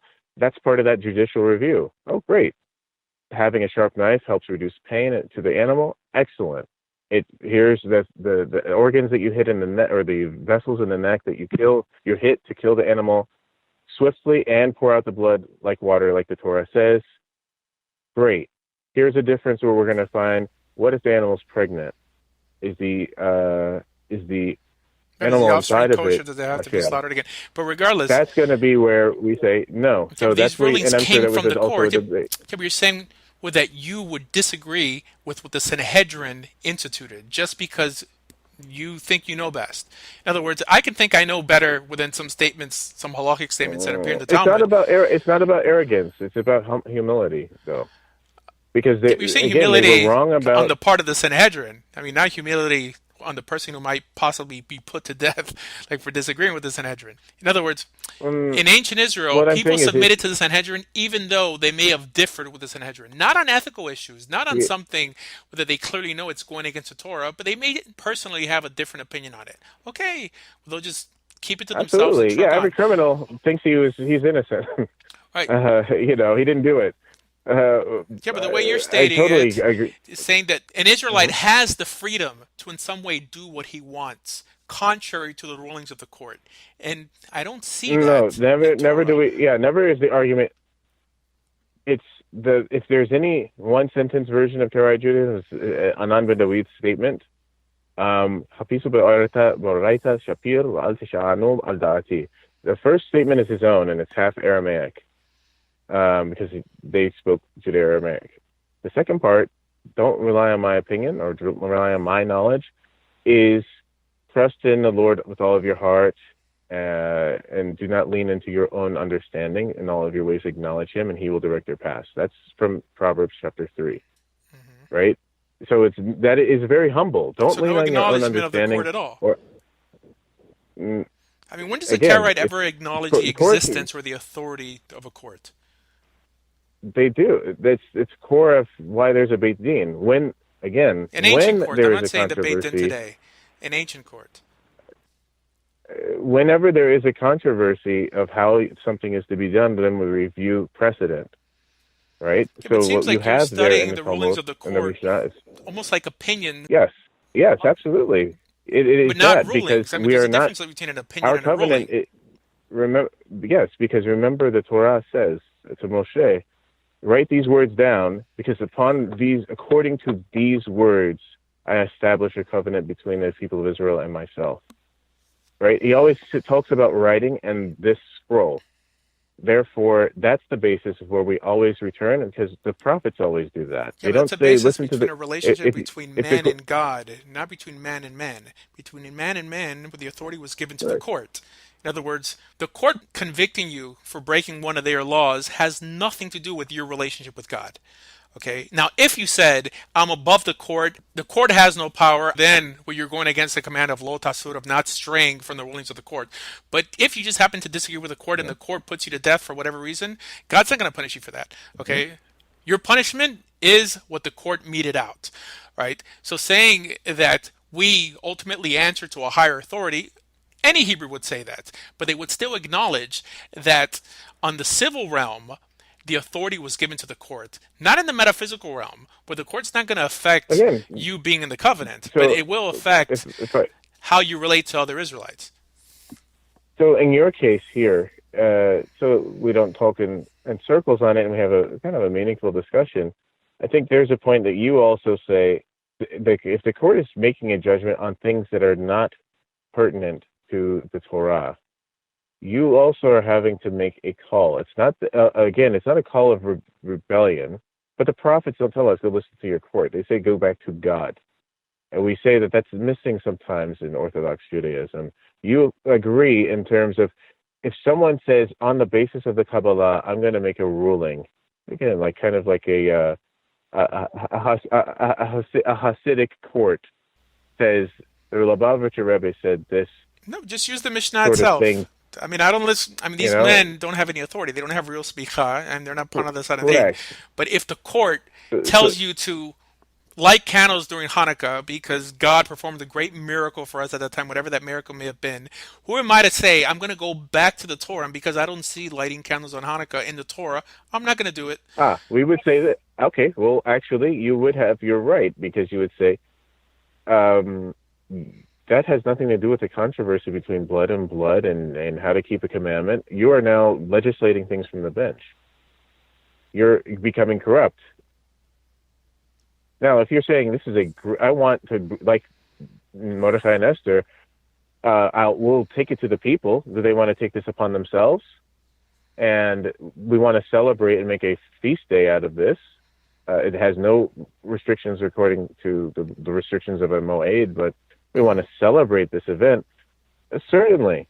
But there's no ruling that you can create regarding this. You can't create rulings on what beracha I should eat when I There's say when I many eat an areas in apple either. Tanakh or in Nach, outside of There are Torah, way, you know. where rulings almost are created. I mean, the notion of Isaiah of having to rejoice in the Sabbath. You have no problem Well, considering that a ruling, but something that the court well, he would say, also "Thus instituted. said the Lord." Huh? Though he's not saying, but he would say, "Thus said the Lord." Sanctify my holy days or something like that. I don't It's think he going to says, be thus says the Lord. literally I mean, him he's saying that, claiming. I mean, the notion that one should rejoice in the Sabbath, I mean, the notion of Oneg Shabbat, that's understood that everyone should do nowadays. I mean, what the rabbis believe that the prophets also sat on their own Beit Din, and were also part of the Sanhedrin. But it seems like you have no problem adhering to something that appears in Tanakh books that were ultimately canonized by the Sanhedrin, but something that the Sanhedrin itself ruled you take issue with. In other words, they're still Well, rabbinic. If some sort of judgment or some sort of edict appears in the books of the prophets or the books of the writings, they mhm. don't have the status of a Torah command. They have the status of a rabbinic command because it's outside of Torah. Not even prophets could add to the Torah. It seems that you're not making a distinction between edicts that appear in Nach and edicts that appear in It would Torah. be an edict by a authority, someone who's speaking for the Creator. That's why Like the there. And by the Sanhedrin, way, that's correct? where we would say. Remember, if a prophet says something, there is also the same check that I'm saying. It's not one out of rebellion. You are responsible to test the prophet. and scrutinize their words and listen to them. And if they make one contradiction amongst what they're saying, God Yep. said, Mhm. they've lost all authority. Well, God didn't say to That's rejoice in how, the and it says Sabbath. that's how you, huh? God didn't say rejoice in the Sabbath, but now you're talking about contradictions. I said lighting Hanukkah candles because, Well, rejoicing on the Allah Sabbath. I Nisim, mean, God performed a great miracle for us. You're saying because the Torah does not explicitly mention that command or that notion, that one should create extra practices for miracles that God will perform for us down the road, oh, that what the I'm Sanhedrin had no authority to, in some way, on a nationalistic level, institute this. no, what I'm referring to is, I'm sorry, when you said candles, I should have pointed out. When you say Asher Kiddishanu Niswasaw Siwanu Lahadlik Ner Shel Chanukah, Hmm. that is where we would say, okay, now this is elevated into taking God's name in vain. Like, we made a court ruling that we want to celebrate Hanukkah or Yom Yerushalayim or Yom HaAtzmaut, and now we want to now say that God commanded us to do that. Now I give you the prophet, and This isn't a new argument, by the way. The Rambam explains this in Mishneh Torah. In regards to when it says Asher Kedeshanu Mitzvotav V'Tivanu, not just with lighting Hanukkah candles, but it's mentioned specifically with Hanukkah candles here. He explains because we have a mitzvah lo tasur, that the Almighty gave this court that authority, that by submitting to this court, you would be submitting to Hashem. So it's almost like Hashem commanded you to go by this court, and this was a ruling of that court. So even within that language there, we see that he had a problem with it. As do I. I mean, I wish that it would not have been formulated like that for minhagim or practices that don't literally appear in Torah Shabbat. I appreciate the consistency. What we would say is, if he wants to make that argument, I'd love to explore. Do you remember which book and area? Yeah, it's in Is, Hilchot yeah. Hanukkah. Oh, duh. Yeah. So I'd love to just make sure I understand his argument well. I don't want to misrepresent him. Right. Here, Well, I I would mean, say unlike other then people, the if he's Rambam making, actually had to give a response for what he believed because he was living in in a very studious Islamic society. I would say then if well, just briefly, if he was making that argument, again, the Karaite approach is, okay, according to what you sound like, you are saying that the power of the judiciary exceeds or is at least equal to that of the power of prophecy. So you should at least submit to the test of prophecy, and that is, It's actually if greater. you've made any failed claim on the same basis, you have lost all credibility, and it is a miswa not to obey what you say. And therefore, we need to examine and review all of your precedents that have been on this ruling. The same way as Jesus of Nazareth, if he says, I'm going to come right back, and in this generation, the world will be peachy keen. Okay, we'll wait a generation, and now we have some questions because the world didn't change. You have lost all credibility. Whatever nice talks that you had as a teacher of Israel, you have lost as a quote-unquote Messiah. You are a failed Messiah. You're a false I prophet. appreciate that And that's approach, essentially but it's typically the same thing not. with Islam. I mean, the debates between Karaites and Orthodox Jews are not on that level. They're typically on minute levels. And granted, there's good arguments on both sides. The difference is one of those sides has authority going back to Har Sinai, and the other one doesn't. The other one, it seems like it's an attempt of laymen trying to disorganize not just religion, but at that time society, because the court was the Supreme Court. And you had some guy who just wakes up one morning and says, I disagree with your ruling, I'm not going to do it. You can't really run a society like that. However, it's necessary. And I agree it's necessary. But when you start a movement or connect a ism to it, and you have other people who haven't even thought about the issue, who haven't put in the effort to learn the material and just begin parroting what their other teacher said, now that's where the problem arises. Right? Because you don't have one I kind of individual agree disagreeing with the Sanhedrin. on that Huh? baseline that no one should just jump in and say my parents are Karaites. Most Karaites actually, but their family were, and they immigrated to Israel from, the Middle East somewhere, mostly North Africa. But everyone, as I think we could both agree, and whether your family was yeshivish or they were Hasidic or they were Karaite or they were Taimani, Orthodox or whatever, they should evaluate things more than just okay. I'm a bar mitzvah. I did things with my family, and I know the traditions. Do things because you have evaluated it at some point, searched and questioned. That's why, again, the summary versus search the scriptures well, or search the Torah well, and don't rely on my knowledge. That's what each rabbi of Karaites says. Hmm. That if I'm wrong, please let me know. Even to the current chief rabbi, if I'm wrong, please let me know. But I also know quite a lot to be able to be acknowledged at this level of authority. But if I'm doing something that's wrong, like we don't accept converts, why? It says love the gift. Well, we just haven't done it. We were like in a Muslim country. You couldn't. You said If earlier anybody's converting anything, you're that going to be a Muslim. personally, So with the 80-20 you rule know. applies to you. In other words, Mm-hmm. you agree with about 80% of rabbinic rulings. I mean, real rabbinic rulings in the Mishnah, not necessarily going contrary to the Torah. And that 20% is what gets you labeled, in your opinion, a Karaite. According to that line Oh of well, reasoning, just to huh? clarify, a lot of the core practices. So, how do you keep Shabbat? I'm not. If you were to compare this to, let's say, Reform, Conservative, Orthodox, what does it look like? That kind of thing. The 80-20 is I'm just saying the Mishnah. I mean, we forget about what's done nowadays. According to uh, the Mishnah, it certainly so seems that you by agree with it more than you text. disagree with it. So I I mean, at would least according and to I would just add a little more clarity. I would uh, agree with Shammai and the that's fine, older fine, fine. schools. So Pre-Hillel is more I mean, being being more here, look, consistent. Not on everything, but let's say 80-20 is a good feel I don't for it. think any More studious rabbinic Jew will tell you that he agrees with 100% of what appears in the Mishneh Torah or like in the Mishnah or in the Talmud.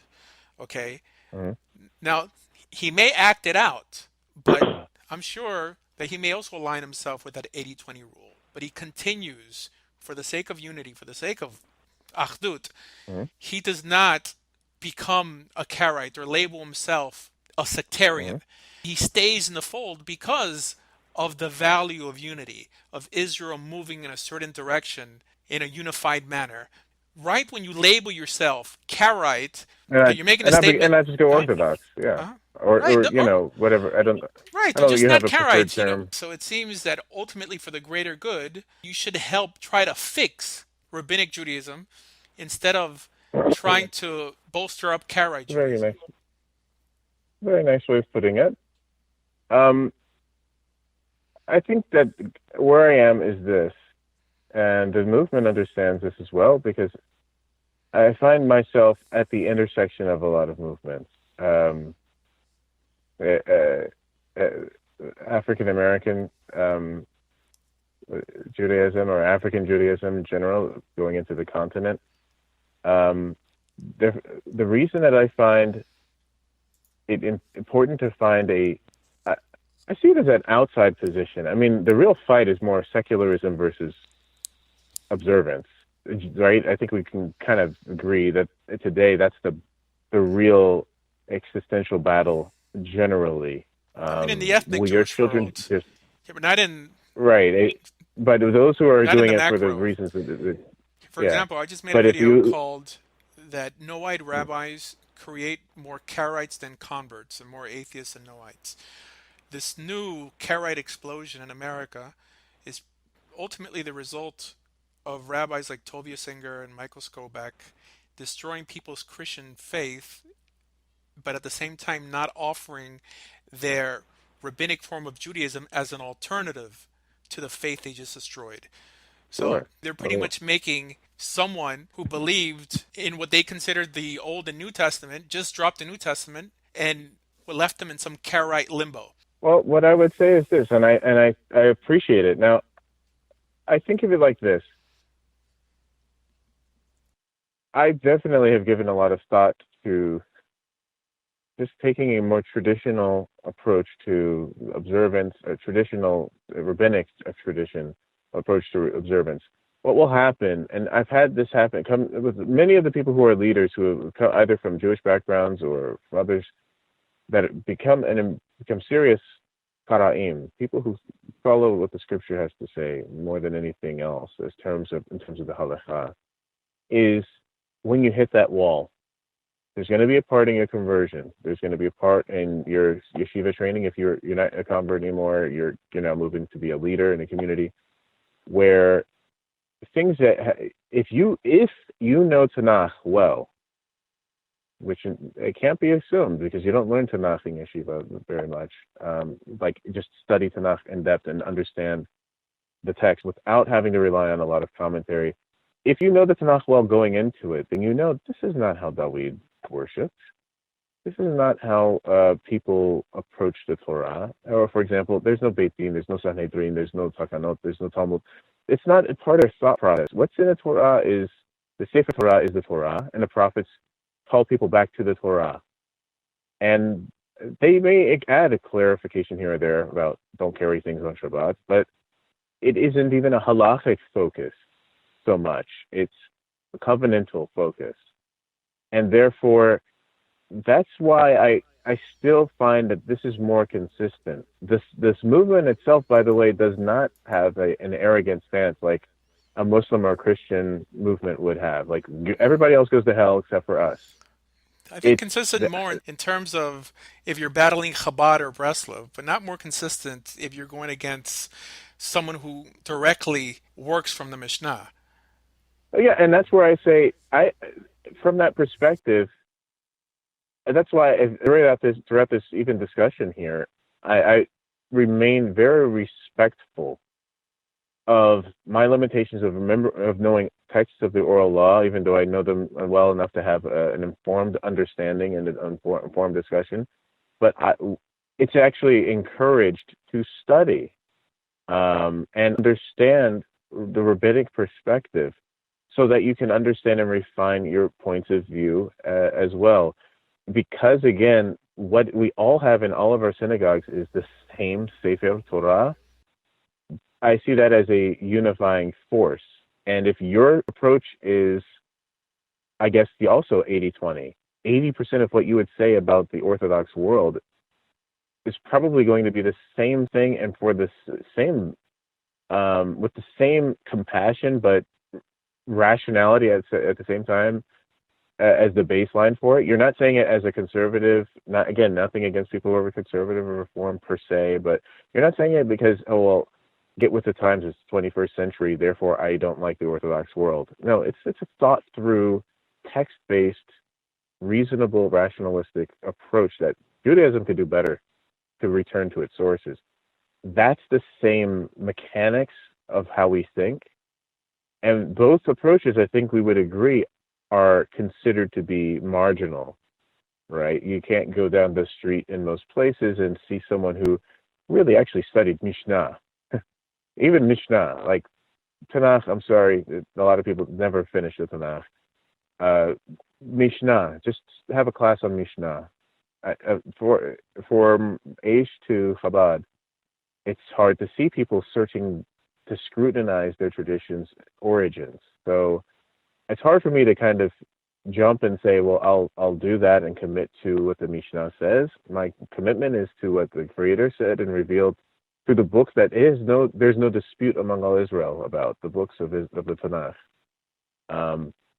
But I will always do the respect, even as I do with other religions. Before I speak about them, if I'm talking to a Muslim, I want to read some Quran or something. I don't want to just lash out on political or emotional things.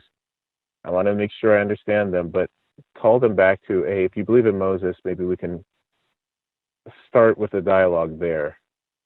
Because I don't want to assume I have everything figured out, but I also know that we all agree on the Tanakh.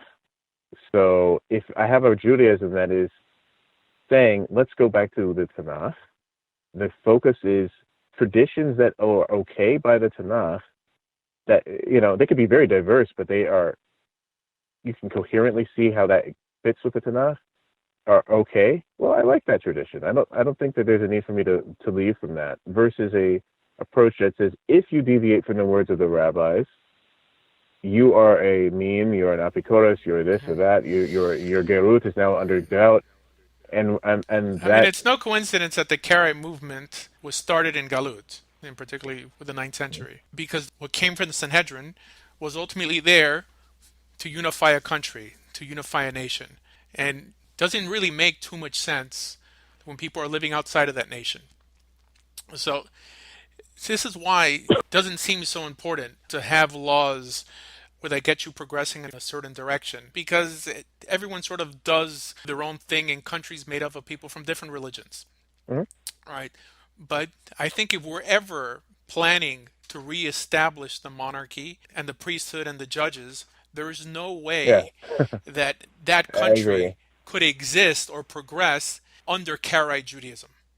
Well, that part I would disagree with, if because the country would be focused on the Torah and the Tanakh, and the core focus of that would be, if there are disagreements about how to comply with it, you would go to the Beit Din. And remember, there's a reason why it's not an Orthodox synagogue that's the oldest presence in the Jewish quarter. It's a Karaite one. Their goal is, we want to get out of the exile, and Babylonian Talmud is teaching you how to just stay in exile. And Hmm. yeah, I think Bar Chaim, everybody agrees. Yeah, but Uh, disagreeing with the court is one thing, but taking it upon yourself to disobey the court without even oh, being heard out or making your case is another. Now you're basically saying we're doing it like this because we disagree. But technically, are you if you saying look at, back then? Huh? oh, remember, Anand ben David was in the line, was up next to become the Gaon, and he turned it down because of his convictions of how are you supposed to make Yeah, rulings, yeah, and but the should the Geonim rulings didn't be have more. smicha either. In other words, by that time, much was lost. Certainly, I agree, and that's where the much that was lost would be, from the Karaite perspective, scripture. So then it would became a parallel kind of Gaon in Israel of Karaite Chachamim that said, whatever your sect is, if you say that the rulings that you're going to follow should be compliant with the Tanakh, the Mikra, then you're a Mikra'i, you're scripturalist. And you should have the freedom of religion to choose that approach versus a Talmudic approach. Uh, and that's where you see, Human nature, that's the thing. With the average individual, what doesn't have the conviction of Avram Avinu. The average individual just wants to be told what to do. And when you create an yeah, ism, right? I mean, you're just going to get people proudly waving your banner without knowing what you stand for, just because they want to be different or just because it's easier to join your group. So this, for sure, could not exist in a country with actual laws. In other words, if you had your chacham, in other words, it's not you disagreeing, but your teacher, who, if he was studious enough, would also be part of the Beit Din or some former Beit Din, speak your case is one thing. But you're saying that everyone will go up to the court and just argue with Hillel or, with the Yav Beit Din or the Nasi. Sounds sort of ridiculous. I mean, it oh doesn't no, sound no, realistic. yeah, I'm not saying that you would do. Again, I agree with you. I will still say, the core of the agreement is, you do what the court says. However, just as you would follow a prophet, if someone like Jesus comes up and says, "Hey, I'm a prophet too," okay, there's a scrutiny there. If you claim to be a king of Israel and you multiply Yeah, but I wives agree and with you do other that. things, But there's you a still do scrutiny it from. as long as it's There's not a, unethical or contrary to the Torah, right? But you yes, question in terms of trust but verify. yes, there's scrutiny for the courts. Don't, like, that's why we say it became sectarian. Now you have a sect too. Let's not forget. It's like, it's not just even Pharisaism. Perushim means you're a separatist, versus the Amharites, which is everybody else. So even there, you have a sect of approaches where you have your body of sectarian literature, which is the All right. I Mishnah, mean, nowhere in the Mishnah does it say that Hillel was a Pharisee, by the way. And also, there or are Chaver, seven okay, a different types of comrade. Pharisees. Okay, fine. Yeah, but anyways, I appreciate your time, and I Yeah, think this was very educational, and I think it's going to get yeah, people to ask a lot of questions, which is like typically what I like to come out of my videos and discussions that I have with people. yeah. Um, do you have a website? Yeah, I would encourage you to. I don't have a site for myself. I would encourage you to take a look at a couple of sites if you're just interested in understanding the perspective. Because, as I said, because there's a baseline of agreement, we should know each other's sources. I'm one of the main kind of earlier translators for the Karaite Press, which is the Karaite Press.com. Sean Leisha, who some people may hear, also is the editor in chief there, and he has a blog. Um, abluthread.com. It may also be abluthread.org because Karaite's for Techele. So there you're able to read about some of the books that I've published, including one that I think is really accessible for rabbinic Jews. It's a bilingual book, first in Hebrew and I translated in English. The Sayings of Moshe, which basically takes some weekly portions, and it's a Karaite Rav from modern Israel who grew up in Egypt, explaining some of the differences or misconceptions about Karaite Judaism from those passages. And also has a few essays about milk and meat, or how do we count the Omer and Shavuot and things like that, that you might find as not so polemic, but helpful to understand the approach to the text as well. So I also added just one more part is I think that if we can have maybe more focused discussions, it would be helpful to see maybe with a little more prep, maybe a specific case by case. How would we help? How do we make halacha your approach using ancient sources and rabbinic law, and then maybe side by side, and people can kind of see outside of a discourse about it, where are we at, and are there things that we can learn from or be a resource to each other for? I certainly favor your approach. Certainly, if I were to be, as the saying goes, if I were to be on your side of the team, certainly I would follow your approach. So, and I think that hopefully on the same side, I was in the Tanakh competition for the diaspora from the state of Israel. I was a semifinalist for North America, and everyone else is Orthodox. But I think that seeing Orthodox Jews from different stripes that were also deep into the Tanakh was great too. So I hope I could be helpful to that. All right, cool, man. So, I appreciate it.